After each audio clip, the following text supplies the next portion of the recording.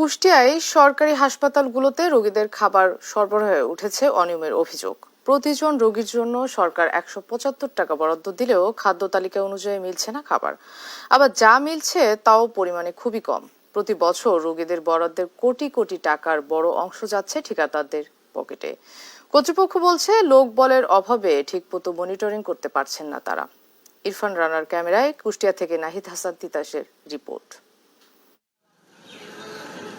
50 শয্যা বিশিষ্ট কুষ্টিয়ার কুমারখালী উপজেলা স্বাস্থ্য কমপ্লেক্সের অস্থায়ী বাবুর্চি রণজিৎ কুমার দাস বুঝে নিয়েছেন রোগীদের জন্য খাবারের মাছ।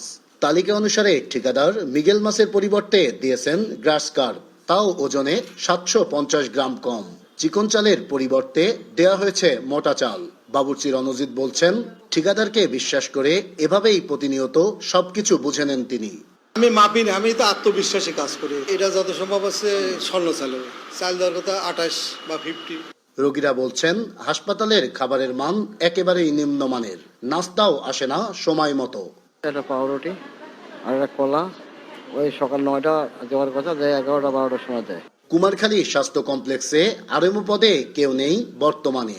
ক্যাশিয়ার কাম হিসাব রক্ষক আফজাল উদ্দিন বলেন, হাসপাতালে লোকবল নেই, তার একার ওপরই 4টি দায়িত্ব। বাবুর্চি সব বুঝে নেয়, অনিয়ম হলে অবশ্যই ব্যবস্থা নেওয়া হবে। আমাদের কাছে এইরকম নলেজ আমাদের কাছে কমপ্লেনের কাছে আসেনি। যেহেতু আপনি দেখছেন, দেখার পরে আমরা অবশ্যই এই ব্যাপারে প্রয়োজনীয় ব্যবস্থা নেব। এদিকে কুষ্টিয়া জেনারেল হাসপাতালেরও একই অবস্থা। খাবারের তালিকায় কার্প জাতীয় মাছ দেওয়ার কথা থাকলেও দাম বেশি হয় ঠিকাদার দিয়েছেন ব্রয়লার মুরগি। তবে সেখানেও ছোট পিস, ওজনে তারতম্য। পাকা লাউয়ের সাথে আলুর সবজি আর পানির মতো স্বচ্ছ ডাল দেওয়া হচ্ছে রোগীদের। তাও আবার জুটছে না অনেকের কপালে। দুবারে ভাত দেয়, মান ভালো না, দুটো পাওয়ার হয়ে যায়, চারটি পাওয়ার হয়ে যায়। খাবার চালি দেয় না, যারা লোকজন আছে তারা পায়, আমার নাই জন্য আমরা পাইনি। আর ভ্যাট ও আয়করের অজুহাত দিয়ে ঠিকাদাররা বলছেন লাভ রেখে রোগীদের ভালো খাবার দেওয়ার চেষ্টা করছেন তারা। ভ্যাট ছিল 7.5%, সেই ভ্যাট আপনার 10% হয়ে গেছে।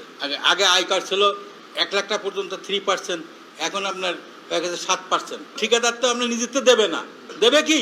তবে সিভিল সার্জন বলছেন এ ধরনের অভিযোগ পেলে তদন্ত করে ব্যবস্থা নেবেন তারা। ওখানে দেখি সত্যিকারের যদি এরকম থাকে তাহলে আমরা ব্যবস্থা নেই। কুষ্টিয়া জেলা ও উপজেলা পর্যায়ে সরকারি হাসপাতালগুলোতে রোগীদের খাবার বাবদ বছরে বরাদ্দ প্রায় 3.5 কোটি টাকার মতো। মনিটরিং এর অভাবে 9/6 মাধ্যমে যার বড় একটি অংশই চলে যাচ্ছে ঠিকাদারদের পকেটে। নাহিদ হাসান তিতাস, দেশ টিভি, কুষ্টিয়া।